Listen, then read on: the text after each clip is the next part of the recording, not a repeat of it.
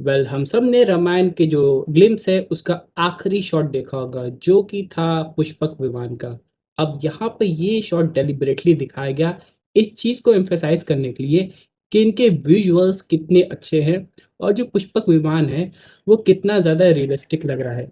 लेकिन यहाँ पे बहुत कम लोग जानते हैं कि वो असल में कैसे ऑपरेट करता है, क्या कुछ फंक्शंस हैं और वो कहाँ तक जा सकता है, उसकी एनर्जी सोर्स क्या है।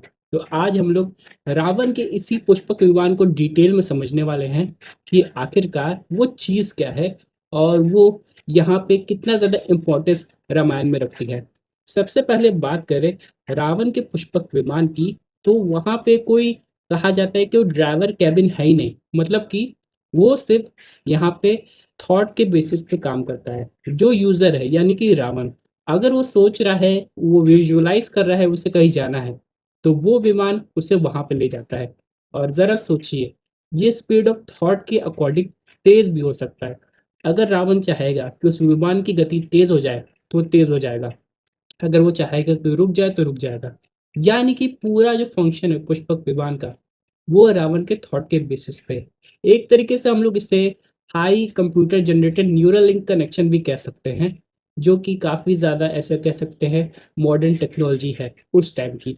लेकिन इसके अलावा यहाँ पे एक और चीज़ है, लोग पुष्पक विमान के साइज़ को लेके काफ़ी कन्फ्यूज़ रहते हैं। जैसे कि टीवी शो में हम लोग को वो ज़्यादा बड़ा नहीं दिखाया गया है, फिर कभी-कभी दिखाया जाता है कि वो बहुत बड़ा है, महल जितना।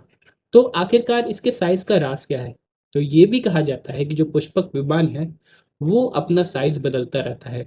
चाहे पैसेंजर 1 हो या फिर 1000, उसका साइज़ अकॉर्डिंगली चेंज होता है। और जैसे कि अगर आप लोग उस ट्रेलर में देखे होंगे, तो वो एक लोटस की तरह था और वही जो उनकी जो पंखुड़ी है वो एक्सपैंड होती है और उसका साइज़ चेंज होता रहता है।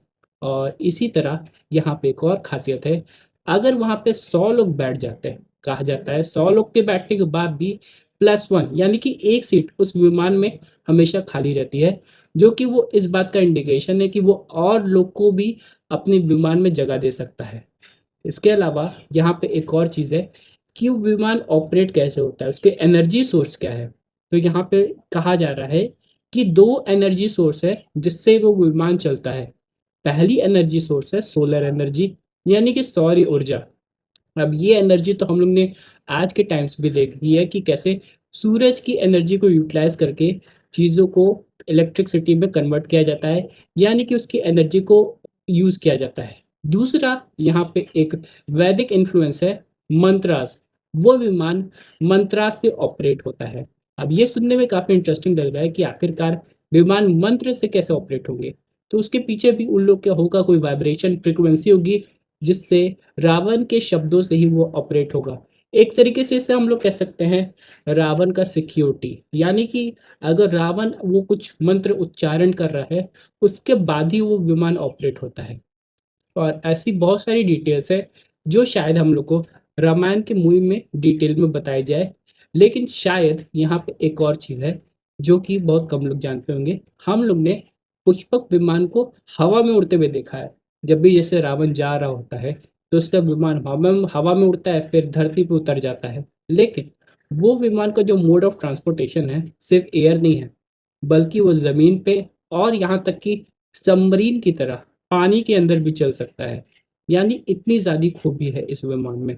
अब यहाँ पे ये देखना है, डीनेक कंपनी जो कि ऑस्कर इतनी बार जीती है ये सब चीज़ों में, वो इस विमान को अंदर से कैसे दिखाती है और क्या विमान के पीछे का जो साइंस है, वो लोग इसे समझाते हैं ऑडियंस को कि ये विमान में ये फ्यूचर है, उस हिसाब से वर्क करेगा, या फिर बस क्लोज़ली वो हम लोग को किसी तरह ग्रेविटी के बियॉन्ड उड़ता हुआ दिखाई देगा और रावण के इशारे पे रुक जाएगा।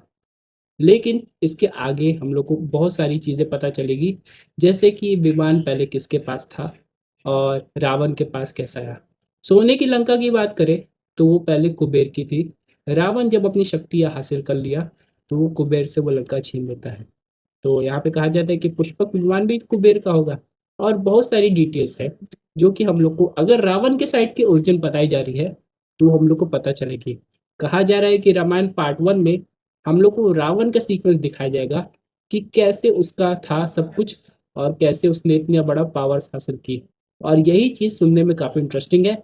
लेकिन ये जो पुष्पक विमान वाला सीक्वेंस है, ये देखने में काफ़ी इंटरेस्टिंग लगेगा कि आखिरकार ये लोग इसे कैसे विजुअलाइज़ करते हैं और ऑडियंस को कैसे एक्सप्लेन करते हैं।